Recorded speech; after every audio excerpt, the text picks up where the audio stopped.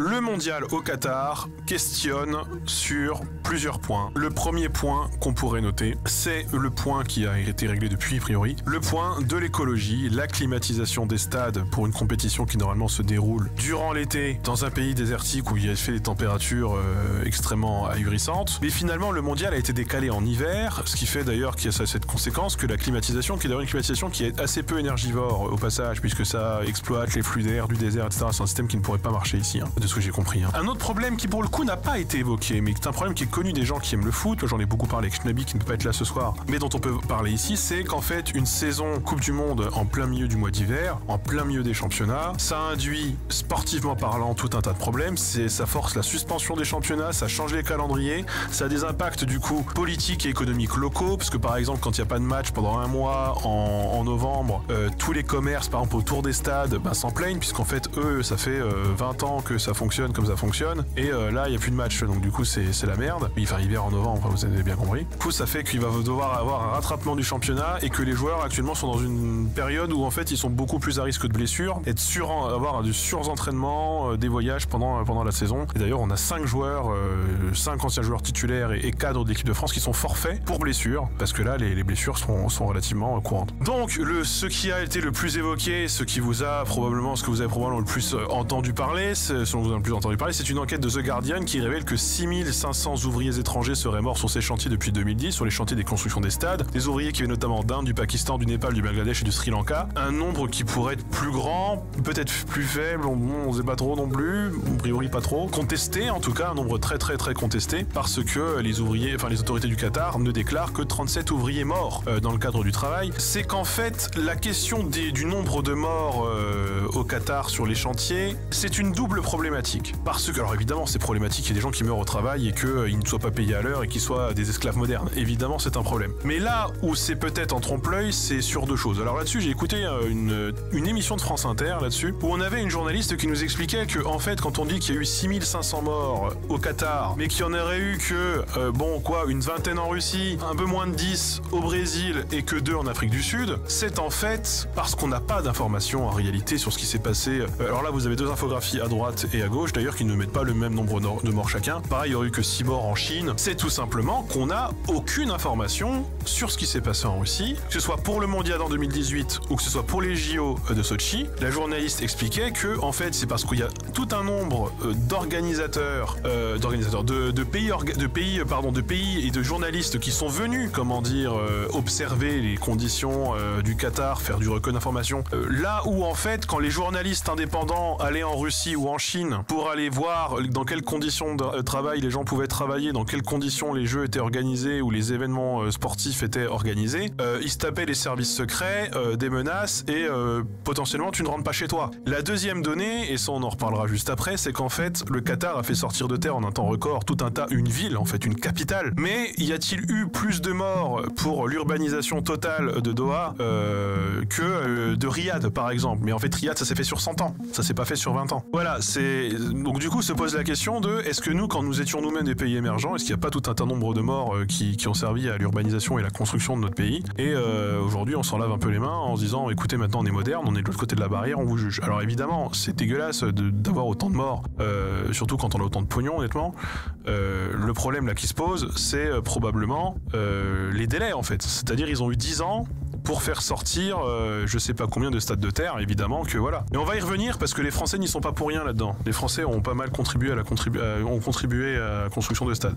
Après, par contre, ce qui se passe, c'est qu'il y a les droits LGBT, voilà, les droits pour les personnes gays, bisexuels, transgenres, intersexes, non-binaires, tout ce que vous voulez, évidemment. Et les habits des femmes aussi, évidemment. Bon, ça, c'est malheureusement dans tous les pays du genre. Là, évidemment, ce qu'ils disent, en gros, c'est qu'en gros, ils suspendent les lois anti-LGBT. Elles ne s'appliquent qu'aux citoyens qataris, où tu peux quand même être puni de mort quand t'es gay au Qatar. Ça déconne quand même zéro. Mais globalement, si t'es un Européen et que t'es gay, on va te laisser tranquille tant que tu démontres pas et que voilà, etc. Mais ça, ça choque, etc. Je suis tout à fait d'accord, mais en fait, juste, je vous rappelle qu'il y a 4 ans, le mondial était en Russie. En 2013, sous Poutine, sont passées les lois anti-gays. Il y a 2 ans, une partie de l'Euro était organisée en Hongrie, ou être gay en Hongrie, désolé, mais c'est pas tout à fait une situation. Alors, c'est pas la peine de mort, évidemment. Vous pouvez juste vous retrouver en prison. Ah rien. Il y a eu des sondages qui ont été faits. Là, je crois un sondage qui a été fait il y a 6 jours, qui repostait sur... Bon, c'est 90 minutes qu'il le relaie. Bon, c'est pas forcément de la bonne qualité, mais bon, bref, il relaie un sondage où ils expliquent, ça correspond aux différents sondages que j'ai pu voir, que 42% des Français refusent d'allumer leur télévision pour regarder le foot, parce que quand même, le Qatar, c'est quand même de la merde, et que la grosse source du problème vient des prises de position polémiques sur les droits de l'homme et les communautés LGBT, et 55% des personnes questionnées se disent mécontents que la Coupe du Monde se déroule au Qatar, donc on est sur une grosse partie de la population qui veut vraiment boycotter le Qatar et le mondial au Qatar. Là, c'est les sondages. Les audiences sont très bonnes. Super bonne en fait, vraiment très très bonne. TF1 a battu son score de l'année, là sur le match France-Australie, qui était quand même un match que j'ai regardé, qui était quand même pas un super match, qui était quand même la première mi-temps, elle puait la merde. Et pourtant, eh bien, ce match a réuni autant de téléspectateurs que le premier match des Bleus en 2018, lors de la Coupe du Monde en Russie. Alors évidemment, la comparaison, elle peut être un peu faussée, parce qu'on n'est pas exactement à la même saison, on n'est pas exactement sur la même plage horaire, mais on a quand même 12,5 millions de Français qui ont regardé le match. Ce qui est sûr, c'est qu'actuellement, il n'y a aucun impact de boycott qui est visible sur les audiences. Comment est-ce que ça s'explique ? Alors ça s'explique d'une façon assez simple, hein, on va pas se mentir. Donc on a plusieurs raisons. Déjà, la compétition se passe durant l'hiver, donc les gens sortent moins et du coup ils regardent beaucoup plus la télé l'hiver. Mais vraiment la raison probablement, eh bien c'est que l'intention de boycotter le mondial au Qatar concerne en grande partie des personnes qui ne regardent pas le foot de base. Ils s'en foutent que vous regardez pas le match sur TF1, ils s'en branlent vraiment, ils s'en foutent. Ceux qui s'en foutent pas, c'est les sponsors.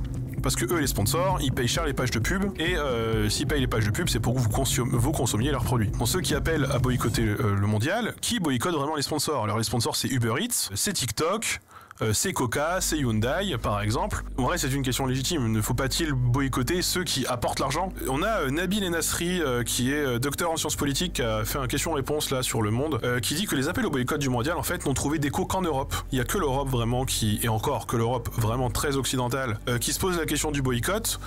En Amérique latine, il a absolument pas question de boycott du tout. En Asie, encore moins. Et dans le monde arabe, j'en parle même pas. Là, pas du tout. Vraiment pas du tout. Donc, ce qui est quand même intéressant, pour revenir sur la question du boycott, c'est que le boycott des événements sportifs, ce que j'ai dit tout à l'heure, ce n'est pas nouveau en fait. Là, on parle du boycott du Qatar comme si ça allait changer grand chose. Et en fait, il y a eu des histoires de boycott vraiment suivies dans l'histoire assez récente du sport.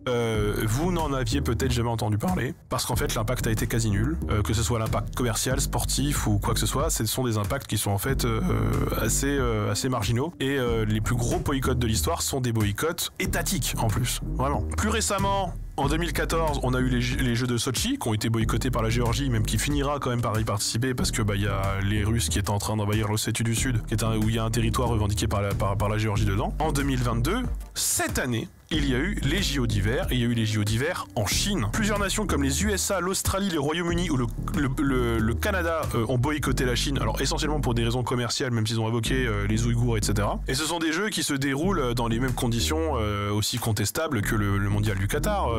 C'est pour ça que je suis très sceptique sur le fonctionnement d'un boycott des Jeux du Qatar, c'est qu'en fait vous ne pouvez pas boycotter en tant que personne, même les États n'arrivent pas à vraiment faire pencher dans la balance les choses. Globalement, quand un pays se retrouve à organiser une compétition internationale, l'Europe a de moins en moins envie de les organiser au passage. Ce qui pose une double problématique, c'est qu'en fait on ne voudrait se déplacer que dans des pays qui correspondent à nos valeurs, mais ces pays ne peuvent être que des pays européens et vraiment très très européens, c'est-à-dire que la Pologne ça marche pas par exemple, vraiment très très l'Europe occidentale. Et en fait ces pays considèrent souvent que ça coûte beaucoup trop cher d'organiser des JO ou des compétitions sportives et elles sont de moins en moins intéressées par le faire, ce qui force d'ailleurs à des pays émergents de le faire et du coup à faire sortir de terre encore une fois, pour des centaines de millions d'euros d'infrastructures de terre qui n'existent pas dans des endroits où elles n'ont rien à y faire, dans un temps record, qui fait qu'ils n'en peuvent pas... Voilà, bien évidemment, ils s'assoient sur le droit du travail. Ça, les pays en bleu, c'est les pays qui reconnaissent le mariage gay ou qui l'autorisent. Les pays en orange, jaune, là, c'est globalement... Enfin, tout ça, là. Vous retirez l'Europe très bleue et l'Amérique latine, où c'est quand même moyen, même si c'est autorisé, moyen. Et les États-Unis, moyen aussi, etc. Le reste du monde, globalement, ça pue la merde. Hein. La plupart des pays du monde sont des pays opposés aux droits LGBT. Mais même, il y a même des pans de la société qui sont concernés. Par exemple, aux USA, jusqu'en 2011... La politique de l'armée américaine était ouvertement une politique de discrimination à l'encontre des homosexuels et des bisexuels. C'est ce qu'on appelait la loi Don't Ask, Don't Tell. Donc bon, là-dessus, sur ces questions-là, moi, ma réserve, c'est aujourd'hui, on se pose quand même en donneur de leçons là-dessus. En Europe, il y a un recul net et certain dans un certain nombre de pays sur les droits des femmes, les droits LGBT. Je pense à la Hongrie, je pense à la Pologne, je pense à l'Italie, là. Mais en fait, même, moi, j'ai regardé en France, du coup, pour les JO de Paris, s'il y avait des morts. Alors évidemment, on sait pas s'il y a de morts, parce qu'en fait, on n'a pas encore tout construit, on est giga en retard sur le calendrier. Par contre, les JO de Paris, ils ont décidé que ce droit de travail, ça n'existait pas, pour que la compétition elle puisse exister. Je vous l'annonce très clairement, les JO de Paris, ça va fonctionner sur 45 000 bénévoles, qui devront travailler jusqu'à 10 heures par jour, jusqu'à 6 jours par semaine, alors quand même pour un total qui ne dépassera pas 48 heures semaine. Ce sera non rémunéré, évidemment, c'est bénévole. Il y a un seul repas par jour qui est couvert, seulement le transport local. Si jamais vous venez d'une autre ville, vous devez payer vos frais de déplacement, vous devez payer vos frais d'hébergement. Les JO de Paris, ça va fonctionner sur des gens qui vont payer pour se tuer à la tâche. C'est quand même un peu hypocrite de la part de la France et d'un certain nombre de politiques français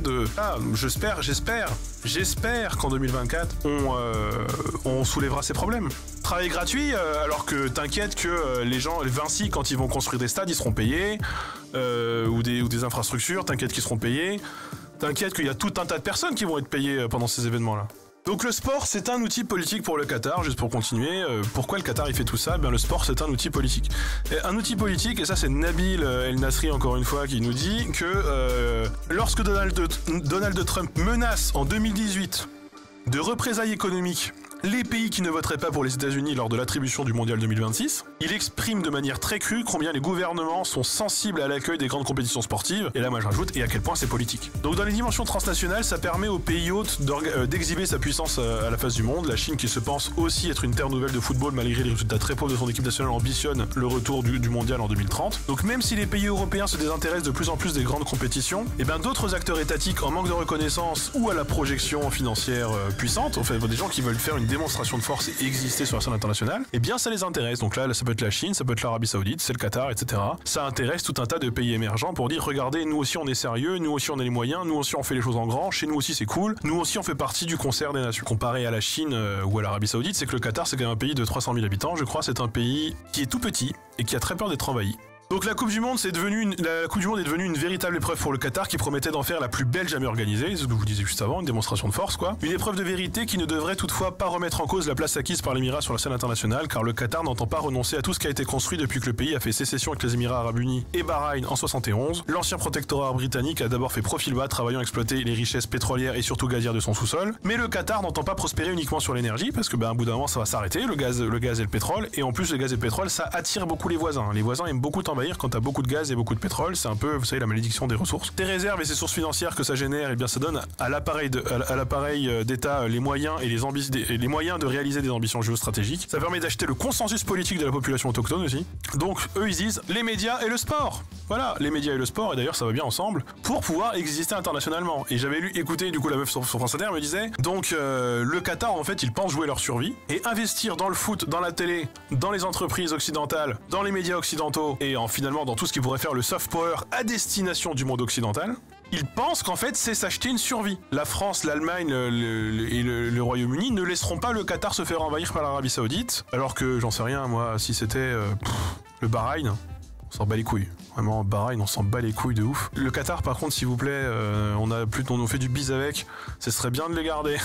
Vraiment. Très rigoriste, assez rigide, la charia d'accord dans le monde arabe, ça d'accord on peut défendre un peu. Par contre quand on va à l'Occident, nous on est très pour l'ouverture, faites votre vie, bon vous votre truc c'est les LGBT, les machins, les droits de l'homme, bon écoutez nous ça nous va très bien. Tant que on prend le carnet de chèques et par contre maintenant on achète ça, c'est ok. Et eux ils pensent que c'est vraiment à leur bénéfice, à leur survie. Par exemple en 2017 l'Arabie Saoudite, les Émirats Arabes Unis, Bahreïn et l'Égypte ont rompu leurs relations politiques et commerciales avec le Qatar, qu'ils ont mis sous embargo. Donc du coup les liens avec l'Europe ça les a un peu sauvés, et surtout en vue du mondial. Donc l'attribution du mondial en 2010 au Qatar, donc pour eux c'était vraiment une démonstration de soft power qui est assez importante, et une démonstration de soft power qui pouvait se faire assez facilement contre de la corruption globalement, une affaire qui n'est pas encore traitée, mais de la corruption qui se passe chez nous en France. magique Cocorico, où il est question, ça n'a pas encore été très bien clarifié, mais que l'attribution du mondial du Qatar par la FIFA, qui est une organisation internationale normalement, ait été décidée en réalité à l'Elysée. Contre des investissements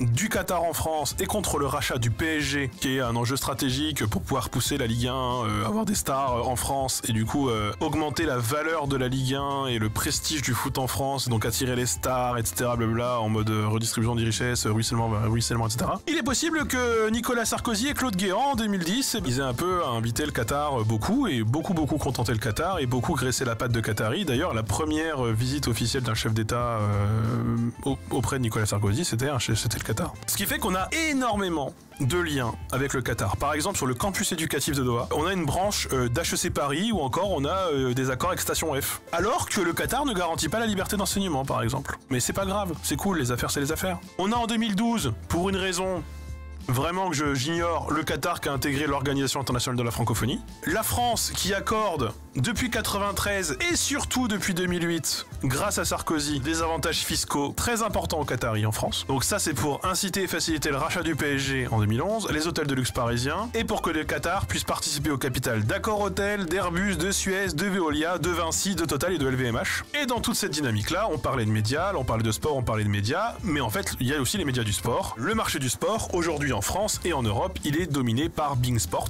Et beIN Sport, je ne sais pas si vous étiez au courant, mais beIN Sport, c'est une chaîne qatari. Aujourd'hui, quand vous regardez un débrief sur l'Équipe TV, qui est la première chaîne sportive en France, que vous regardez BFM TV, le débrief des matchs de foot, etc., vous ne pouvez pas voir d'images de foot. Vous ne pouvez pas voir les buts, vous n'avez pas les replays des buts sur BFM. Donc, juste, qu'est-ce que la France a en échange d'être partout, de donner tous ces avantages aux Qataris? Eh bien, sachez qu'on vend des Rafales et des blindés. Voilà, Emmanuel Macron a vendu pour 11 milliards de matériel militaire au Qatar. Voilà, donc on est très content de leur vendre nos armes pour qu'ils puissent faire la guerre ou qu'ils puissent se préparer à faire la guerre s'il y a besoin. On est très content de ça. On revient sur la question du foot, mais une partie des infrastructures du mondial ont été construites ou co-construites par Vinci, par exemple. Donc nous, c'est cool de boycotter le mondial du Qatar parce qu'il y a eu des morts sur les chantiers, mais en fait, est-ce que Vinci a une part de responsabilité là-dedans? Et c'est un peu dur de boycotter Vinci en France. Vinci possède tout.